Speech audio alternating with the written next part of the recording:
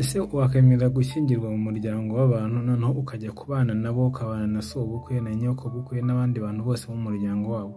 Hari imico imwe n'imwe ku isi nagiye mbona nk'abashinwa cyangwa se mu bice by'abahinde bagira iyo mico, usanga bafite inzu y'abakurambere y'imiryango yose yagiye ibamo,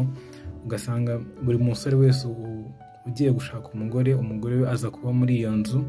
noneho n'umukobwa wawe yajya gushaka akajya kuba mu nzu y'iwabo w'umusore, ugasanga mu nzu habamo nk'imiryango nk'itatu cyangwa ine, ugasanga bafite umuryango munini cyane. Ari ibintu bisa neza ukurikije uko bigaragara mu mavideo cyangwa se muri filime, ariko ndibaza aramutse ari wowe wakwemera gushaka ukajya muri urwo rugo, cyangwa wahitamo kujya kuba mu rugo